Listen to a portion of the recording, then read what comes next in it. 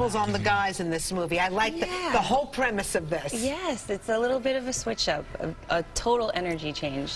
Another accuser has come forward stating that Sean Diddy Combs assaulted her when she was 17 years old. Now, the accuser is saying that she was ganged assaulted by multiple people, including Diddy.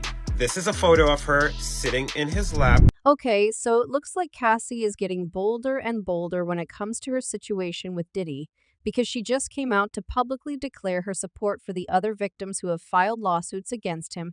A fourth woman recently came out to follow another lawsuit claiming that Diddy, two of his associates, allegedly has aided her when she was a minor. Well, Cassie is standing up for all, and it looks like she's not scared of her NDA at all.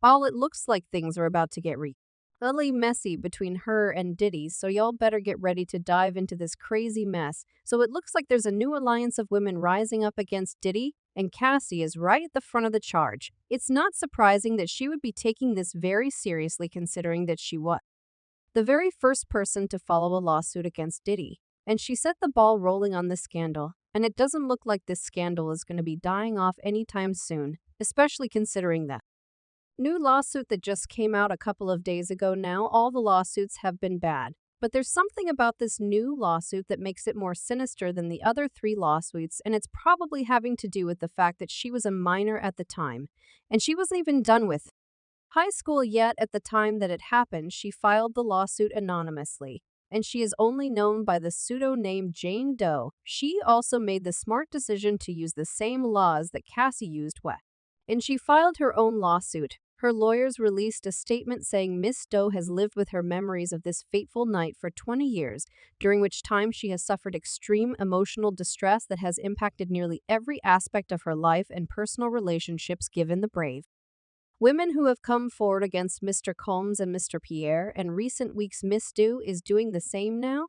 The alleged incident happened in 2003, and according to the lawyers, in November 2003, Miss Doe wrote about a lawsuit filed against Mr. Combs by Cassandra Ventura, aka Cassie. Miss Ventura Sweet described a decade of physical, sexual, and mental abuse, most triggering for Miss Doe, who was reading about Miss Ventura's allegations of Stan being forced to have intimacy with other men against her will. It continued, Miss Doe obviously understands that she too had been a victim of ESTA, and that Mr. Coles's behavior in forcing women into non-consensual intimacy was not an isolated incident or unique only to Miss Ventura. Then, just days later, Miss Doe read about a case filed against Mr. Pierre. The suit alleged that Mr. Pierre used his position of power at Bad Boy to groom and date his former assistant, seeing two other women bravely speak out against Mr. Combs and Mr. Pierre respectively gave Miss Doe the confidence to tell her story as well. The lawsuit started off pretty strong by giving an overview of the messed up things that Diddy and other accomplices allegedly did to Jane Doe, saying they said specifically in 2003, when she was only 17 years old and in the 11th grade, Miss Doe was and gang as aid by Mr. Combs, Mr. Pierre, and the third assailant. Now, the identity of the third assailant hasn't been revealed just yet, but the court documents claim that the court documents will be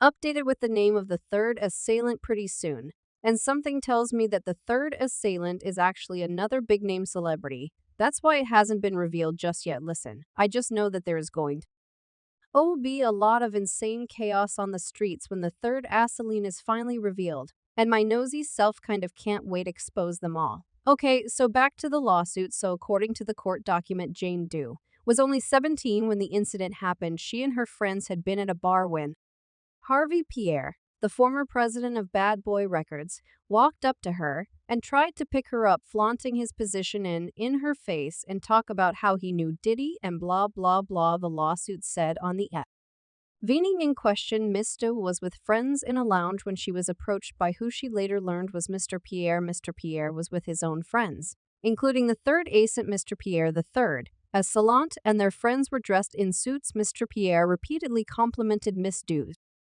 appearance, saying that she was hot, among other things. He then began talking about his self-described best friend and brother, Mr. Combs. Specifically, Mr. Pierre continually stated that Mr. Combs would love to meet Miss Doe. Mr. Pierre even called Mr. Combs and put Miss Doe on the line. Mr. Combs told Miss Doe that he would love to meet her, and that she should accompany Mr. Pierre to New York City. In a private jet, the documents spoke about how they flew Jane Doe from Michigan to New York in a private jet. And well, things went very, very wrong. The lawsuit went on to say that Mr. Pryor III, as assailant, and another gentleman then escorted the high schooler to a private jet, which flew them to Teterboro, New Jersey. There were sous vides awaiting the group at Teterboro, and the four of them were driven to Daddy's house recording studio, a studio famously owned and operated by Mr. Combs and Bad Boy. While at the studio, Mr. Combs and his associates, including Mr. Pierre, plied Miss Doe with substances as the night wore on. The 17-year-old Miss Doe became more and more inebriated eventually, to the point that she could not possibly have consented to having intimacy with anyone, much less someone twice her age. Okay, now let's key a moment and talk about the timeline of this, because it makes it more insane. See, at the time, Diddy was 34, so that means that it happened sometime around 2003, like I said before. Now, Diddy and Cassie got together in 2007, which means that Diddy was allegedly out here, saying women for 4 years, allegedly. But wait, it gets worse than that. You see, after Cassie's lawsuit dropped, 2 other women came out to file lawsuits, and they both claimed that Diddy allegedly ESS them back in the 1990s, which one of the women claimed that it happened in 1991, which means that Diddy has allegedly been getting away with this behavior for about 30 years allegedly. That just makes it even wilder. And that's another reason why this lawsuit is getting very nasty, because the timeline is just very messed up. It continues. While at the studio, Miss Doe was signed by Mr. Combs III, excellent, and Mr. Pierre, in that order. While Mr. Combs was assaying Miss Doe, he complained that he could not get off unless she pinched his nipples as hard as she could.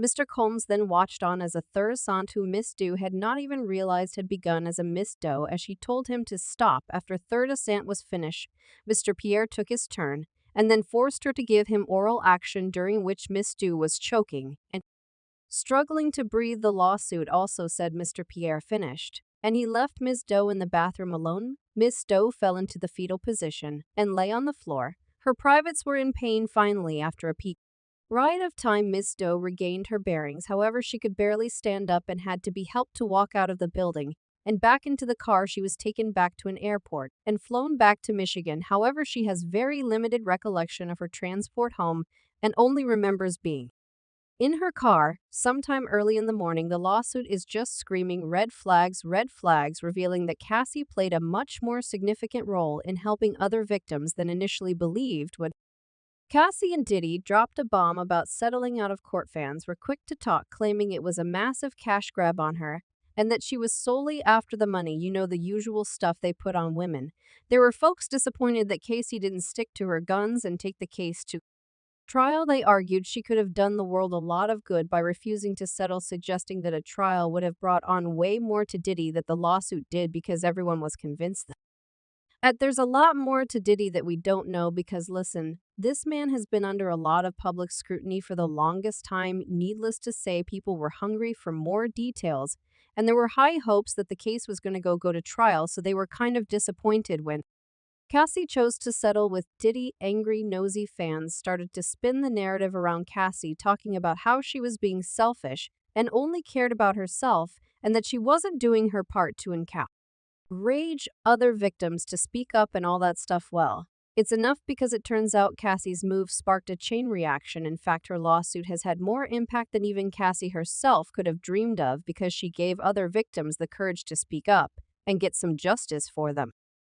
Since she filed her lawsuit, not 1, not 2, but 4 other women have stepped up to file lawsuits of their own. 3 were filed against Diddy, while the 4th was targeted at Harvey Pierre. And can we please talk about the fact that Harvey Pierre has always been hit with the SC allegations? A woman claimed that Harvey allegedly saw her when he was the president of Bad Boy Records, and she was working at the label. According to those reports, the lawsuit filed in New York Supreme Court accuses Harvey Pierre, former president of Bad Boy Entertainment and Bad Boy Records, of engaging in a year-long pattern of grooming but unnamed assistant, leading to age of plaintiff and say from approximately 2016 to 2017.